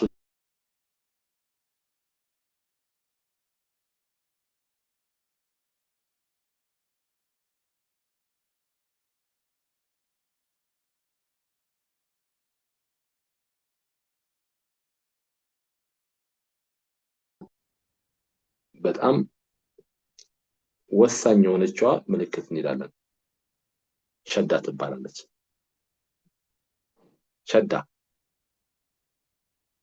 ሸዳ ስኩን ነው በቃው ግልጽ ያለ ነገር ልንገራችሁ ሸዳ ስኩን ይሄ ምልክት አለ ማለት ድምጹ ስኩን ነው ስኩን ከሆነ በመስመር ስንት ይነበባል በመስመር 6 መስመር 6 የሚነበብ ከሆነ ብቻውን ተገንጥሎ አይነበብም ስለዚህ ሸዳ ምልክቷ ስኩን ናት ነው ታዲያ ከስኩን ምን ለየው ካልን ስኩን ራሱን ችሎ ብቻውን አንድ ፊደል ላይ የሚቀመጥ በመስመር 6 እንድናነበው እንቅስቃሴ ቫውለስ መሆኑን የሚጠቁም ምልክት ነው ሸዳ ግን የሆነ ፊደል ፈትሐም ሊሆን ይችላል ከስራም ضمان ይዟል ቀድሞ ፈትሐን ከስራም ضمان ይዟል እኮ በተጨማሪ ግን ስኩን ተጨምሮለታል አንድ ሰው ደግሞ አንድ ሰው ነው ማለት እስካሁን አክራም መጥቷል ኮኔክሽኑ ነው ዳውድ መጥቷል ፋኒ ማን መጣለች መነን መጣለች ህክመት መጣለች ዛራና ሳምሰንግ ነው ያለች አንድ ነው ሳምሰንግ ይላል ሳምሰንግ ኤስኤም ማን ነው እሺ ወይም ዛራ እሺ ወደ ኢማን ልምጣ ኢማን ሰላም አለይኩም ወአለይኩም ሰላም አሁን ልስማማ ስኩን ምንድነው አልኩሽ ሸዳ ምንድነው አልኩሽ ስኩን ነው እንደ ስኩን ነው በቃ ስኩን ነው ሸዳ እንደ ስኩን ነው ሳይሆን ስኩን ነው እውነትም ስኩን ነው ልዩነታቸው ግን ስኩን አንድ ፊደል ላይ ብቻውን ነው የሚመጣው ሌላ ነገር አብሮት አይጨመርም ገብቶሻል ሸዳ ካለ ግን አንድ ፊደል ላይ ሸዳ ምልክትን ብቻውን በጭራሽ አታገኝም በጭራሽ ሸዳ ካለ ምን አለ? ወይ ፈታ ወይ ወይ ከስራ ፈትሐ ወይ አለ ደሞ ወይ ከስራ አለ ወይ ضم አለ ማለት ነው። ልክ ምግብ ላይ የሆነ የተመጣጠነ ጨው ኖሮ አለ እንበል፣ ጨው አለ እንበል አይደል? ትንሽዬ ጨው በተጨምሪበት ምግቡ የሆነ ጨው አይልም። ይላል። በቃ ይሄም ስኩን የሚል ፈትሐ፣ ስኩን የሚል ሸዳ፣ ከስራ ስኩን የሚል ضማ ነው። ወይም ከፈትሐ ላይ ስኩን እንቅስቃሴ አልባ ቢሆንም ድምጽ ነው። ስለዚህ በኖርማል የተነበበ ድምጽ ላይ ተጨመረለት። ስለዚህ ጠበቅ አለ ማለት ነው። ከኖርማል ከፈትሐ ከምናነበው ድምጹ ጎላ አለ፣ ጠበቅ አለ፣ ስትሮንግ ሆነ። በከስራ ከምናነበው ላይ ጎላ አለ፣ በضማ ከምናነበው ላይ ጎላ አለ። ስለዚህ ሸዳ የያዘ ፊደል ደብል ነው ማለት ነው። ሁለት ድምጽ አለው ማለት ነው። ምንና ምን? ሱኩን ፕላስ ሐረካ ማለት ነው። ስለዚህ ሱኩንና ሐረካ ግን አንድ ላይ ለጣጥለን ስለማናነባቸው ምን ይሆናል? ጠንከር ያለ ይፈጥራል ማለት ነው። ለምሳሌ ይሄንን ነው እሺ፣ ታነብልኛለሽ ኢማን? አማርኛ ልምጣና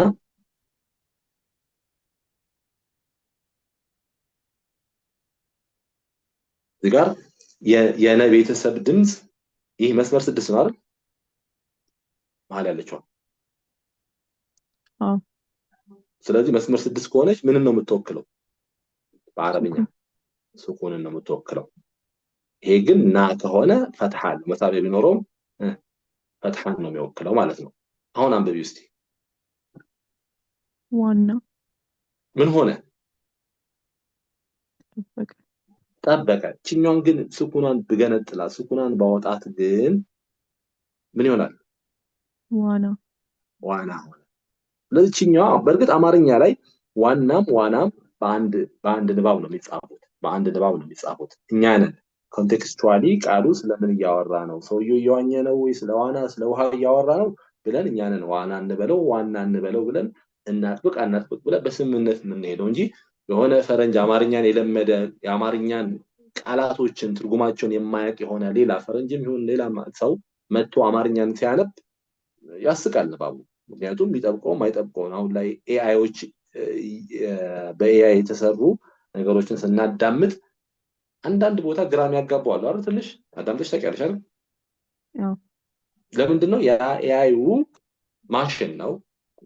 ስለዚህ እንደ ሰው እነዚህ ኮንቴክስቹዋሊ ቃላቶችን አልለመዳቸው። ወደፊት እየለመደ ያስለመዱ ሲሄዱ ያው ማሽኑ አስለምዷቸው ያስተማሯቸው ሲሄዱ ምን እያደረገ ይሄዳል? እየተስተካከለ ይመጣል። አሁን እንግሊዘኛ ላይ ብዙ ክፍተት የለም እንግሊዘኛ ላይ፣ ምክንያቱም ቤዙ እንግሊዘኛ ስለሆነ ኦልሞስት ኤቭሪ እንግሊዘኛ ቃላቶችን አስተምረውታል። አማርኛ ላይ ግን ወይ ፕሮናንስ የሚደረገውን ይለማመዳል ማለት ነው። ስለዚህ አሁን ሸዳውን ካወቅሽልኝ ቃላቶችን ሸዳ ያለባቸውን ቃላት እናነባለን። ከዚህ ጀምር ያው ፈትሐ አለ፣ ከስራ አለ፣ ሸዳ አለ።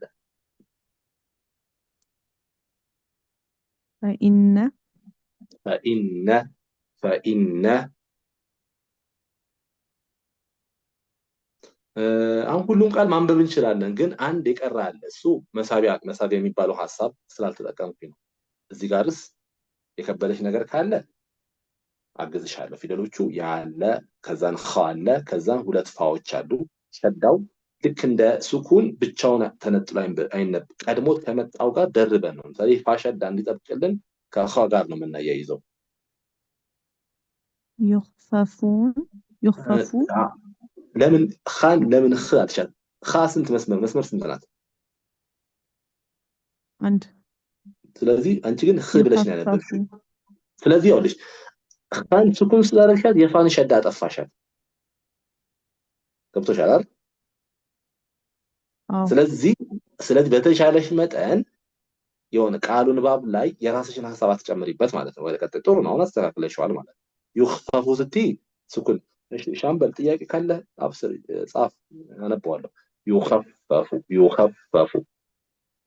እሺ አሁን ምልክቶችን ጨረስን፣ 6ቱ ምልክቶችን ጨረስን። ነገር ግን ያዘጋጀሁት ሞጁል 14 ትምህርቶች ነው የሚለው እና 14 እንዴት ሆነ የሚለውን ሐሳብ እናይና በቀጣይ ረመዳኖች የምንማራቸውን ትምህርቶች ከነገ ጀምሮ ወደ ትምህርታችን ቀጥታ ስለምንገባ የምንማራቸውን ትምህርቶች ሐሳቦችን ገልጬላችሁ የዛሬውን ፕሮግራማችን ያው ተኩል ላይ ያበቃል። ነገር ግን ነገ እስን ተራዊህ አላቅም እዚህ ጦር ኃይሎች ከ47 አካባቢ ከነዊትሩ ጨርሰናል። ያው ከዛ እስከመጣ ድረስ ነው 4 ሰዓት ይሆን እንጂ ስለዚህ ቢያንስ ከ5 ኤግዛክትሊ 4 ሰዓት ከ5 ሲል መጀመር እንችላለን። እሺ ኸይር። ስለዚህ 6ቱ ነጥቦች ተስማማን። ቁርአን ለማንበብ ማወቅ የሚጠበቅብን 6 ነጥቦች ብለን ተስማማን። አሁን በቀጣይ ክላሶች እነዚህን 6ቱን ነጥቦች በምን መልኩ ነው የምንማረው የሚለውን ሐሳብ ሳነሳ ዛሬ ረመዳን 1 ስለሆነ ረመዳን 1 ትምህርታችን ማለት ረመዳን 1 ጾመናል ነው እንጂ ምሽቱ ረመዳን 2 ነው። ረመዳን 1 በልጻፉሽ ረመዳን 1 ገለጻ ነው። ስለዚህ ገለጻችንን ጨርሰናል። አብዛኞቻችሁ የሆነ ሐሳብ እንደያዛችሁ ቀላል ነው። እነዚህን ካወቅኩኝ ነው ማንበብ የምችለው የሚለው ነገርን በሐሳብ ደረጃ እንደያዛችሁ አስባለሁ። ያ ጥሩ ነገር ነው ማለት ነው። ወደ ረመዳን 2 ስንሄድ ነገ ከ6ቱ ነጥቦች አንደኛውን ነጥብ እናያለን። አንደኛውን የአረብኛ ፊደላት ምናልባት ለጀማሪ ፊደላቶችን ዲቴል አንገባም። ምክንያቱም ይሄንን ፕሮግራም የምትማሩ ተማሪዎች የአረብኛ ፊደላትን በተወሰነ መልኩ ማወቅ አለባችሁ ብያለሁ። ምናልባት አብዱረዛቅ ጋር በውስጥ እናወራለን። ፊደላት ምን ማታውቅ ከሆነ ትምህርቱ ልትቸገር ትችላለህ። ግን ዝም ብለህ የተወሰነ ስላላወቅ ወይም ማንበብ ስላልቻልክ ፊደላት ይከብደኛል ብለህ አስበህ ከሆነ ተው፣ እሱን ትተህ ትምህርቱን በስነ ስርዓት አስኪደው። ስለዚህ በዋናነት ድምፅ አወጣጥ ነገ ደግሞ የምንማረው የአረብኛ ፊደላት ድምጾችን ከአማርኛ ድምጾች ጋር እንዴት እያደረኩ ነው ማስተምራችሁ። ስለዚህ የረመዳን 2 ትምህርት የአረብኛ ፊደላትን ድምፅ አወጣጥን ነው የምናየው። ምክንያቱም አብዛኞቻችሁ ፊደላትን መለየት ስለምትችሉ ማለት ነው።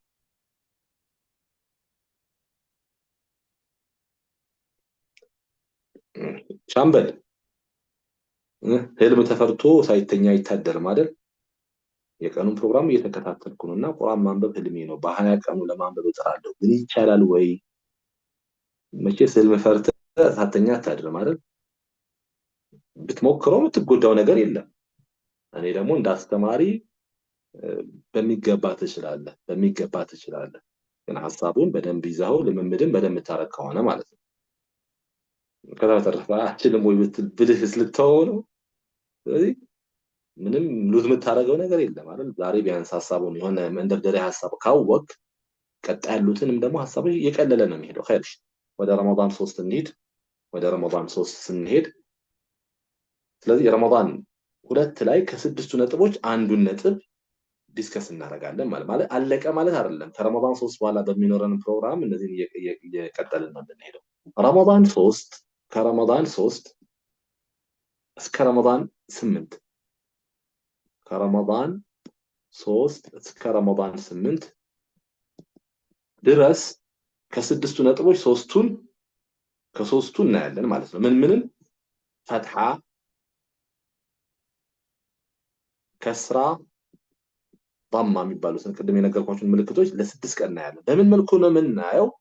ረመዳን 3 ላይ ዛሬ ሐሳቡን ያነሳውላችሁ ፈትሐን ከመስመር 1 ጋር አመሳስላችሁ፣ ከስራን ከመስመር 3 ጋር፣ ضማን ከመስመር 2 ጋር አመሳስላችሁ አንብቡ ያልኳችሁን ትምህርት ረመዳን 3 በደንብ እንማርና እዚህ ሞጁሉ ላይ ተዘጋጁ ምሳሌዎች አሉ። በዚህ የምትመለከቷቸው ወደ 500 የሚጠጉ መለማመጃ ቃላቶች አሉ። ለተማሪዎች የቤት ስራ ሰጥና ረመዳን 4 እነዛን ልምምድ እናደርጋለን።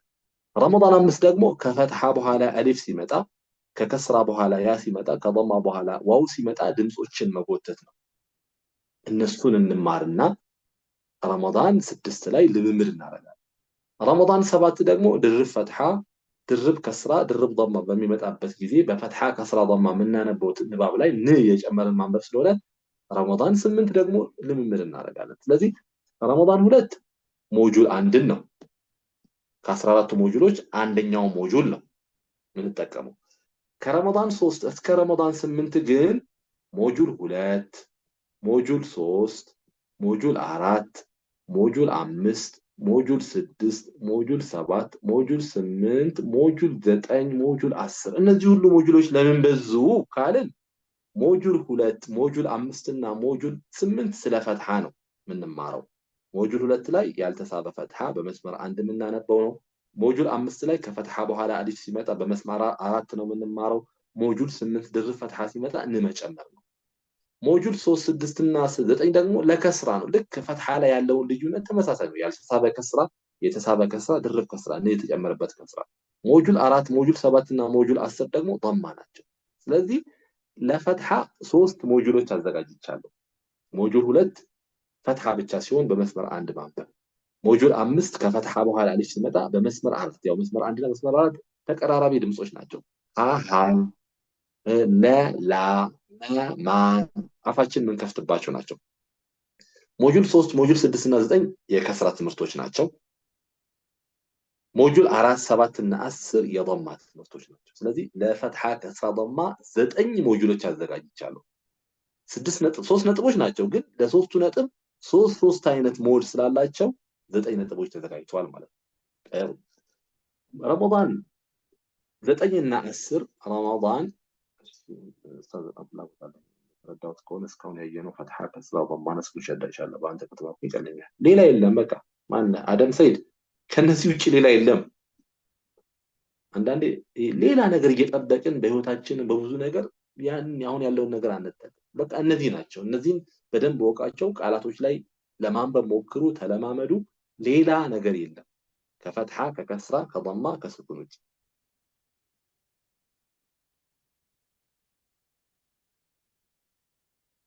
አወል የት አለ የገባኸው? አወል በተላከው ሊንክ ዙም ገብተን ስንከታተል ተሳትፎ ላይ የለንም ወይ? እኔ ጠርቻለሁ። እዚህ ያልጠራሁት ማን አለ?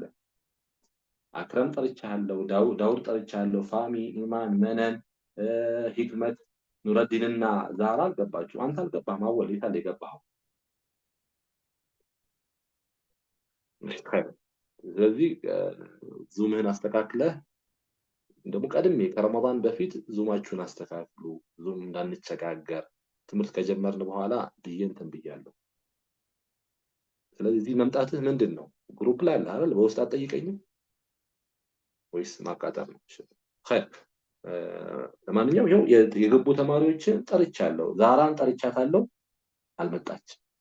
ያንተ ሞባይል ሳምሰንግ ምናምን ከነበረ ጠርቻለሁ፣ አንሚዩት አድርገህ አልመጣም። ከዛ በተረፈ ያልጠራው ተማሪ የለም። ከዛ ውጪ ዛሬ ኢንትሮዳክሽን ነው። ነገ ዙምህን አስተካክል፣ አጠቃቀሙን በደንብ አውቀህ ግባ። ከዛ ውጪ ውስጥ ላይም ቴሌግራም ላይ ምንም ላይ መጠየቅ ትችላለህ፣ ተማሪ ከሆንክ ማለት ነው። ኸይር ለማንኛውም ረመዳን 9 እና 10 ሁለቱን ከስድስቱ ነጥቦች አንደኛው ነጥብ ፊደል መለየት ነው ብያቸዋለሁ። ሌሎቹ ፈትሐ ከስራ ضማ ነው። የቀሩት ደግሞ ስኩንና ሸዳን። ስለዚህ ስኩንና ሸዳን ከነ መለማመጃዎቹ የምንማረው ረመዳን 9 እና 10 ነው ማለት ነው። ስኩንና ሸዳን። ከዛስ ረመዳን 11 12 13 የተማርናቸውን ሐሳቦች እንሰበስባለን። በተጨማሪ ሐምዘተል ወስል የሚባለውን ፊደል እንዴት መጠቀም እንዳለብን ሐምዘተል ወስል ምህጻረ ቃላቶች ቁርአን ውስጥ ምህጻረ ቃላቶች አሉ፣ እንዴት ይነበባሉ የሚሉ ሐሳቦች ብዙ አይከብዱም። እነሱን ሐሳብ እናነሳና ኦልሞስት የተወሰነ ቁርአን ውስጥ ገብተን ልምምድ እናደርጋለን። የቀረን ደግሞ ከረመዳን 14 አንስቶ 15 16 17 18 19 እና 20 ከቁርአን ውስጥ ትላልቅ ሱራዎችን ውስጥ እየገባን የተማርናቸውን ሐሳቦች ልምምድ የምናደርግ ይሆናል ኢንሻአላህ። ለዛሬ እንደ መግቢያ ይበቃናል ኢንሻአላህ። ነገ አወል አሁን እየገባ ያለው ኸይር እሺ፣ ማንኛውም ግባ አወል። ሰላም አለይኩም አወል፣ ሰላም አለይኩም። እሺ ዙም መጠቀም ማትችሉ በውስጥ አናግሩኝ። በአንሚዩት አሁን ድምጻችሁን ስጠራችሁ እቺኛዋን ድምጽ ምልክቷን አንሚዩት ማድረግ አለባችሁ። አንሚዩት ካላረጋችሁ እኔ ይሰማችኋል፣ የእናንተ ግን አይሰማኝም ማለት ነው። ስለዚህ እሱን ማስተካከል ስላለባችሁ ኢንሻአላህ።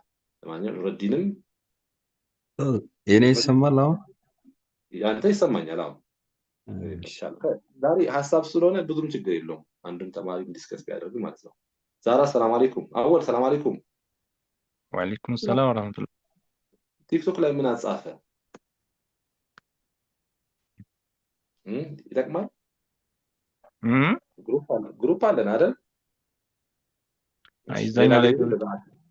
ሌላ ጊዜ ቴሌግራም ግሩፕ አለ ቴሌግራም ግሩፕ ላይ ብትጽፈው አንተ ማድረግ ይችላል አልገባህም ነበር እስካሁን ብትገባ ጠራለሁ ሌሎችንም እየጠራው ነበር ግን ቲክቶክ ላይ ከሚከታተሉት ጋር እዛ ኮሜንት ላይ መጻፉ ምንም ፖዚቲቭ ነገር የለውም እሺ እንዳደረም ሌላ ጊዜ እንደዛ አታርግ ጥያቄ ካለ ያልገባ ነገር ካለ በውስጥ ቀጥታ ቴሌግራም ላይ ማግኘት ትችላለህ ሁለተኛ ደግሞ እናንተ ግሩፕ የተዘጋጀ ግሩፕ አለ እዛ ግሩፕ ላይ መጻፍ ትችላለህ ኢንሻአላህ ኸይር ከዛ ውጪ ደግሞ ይሄ እንዲህ እንዳይፈጠር ብዬ ቀድሜ ትናንትም ከዛም በፊትም ላይቭ ገብቼ የዙም አጠቃቀም ማስችሉ ብዬ ሪከርድ ማድረጌ ቪዲዮዎችን ማዘጋጀ አስቀምጫለሁ ኸይር ኢንሻአላህ ማንኛውም አልፏል ሌላ ጊዜ እሱ አይደገም ላንተም አይጠቅምም ለክላሳችን አይጠቅመን እሺ የዛሬው ፕሮግራማችን እዚህ ጋር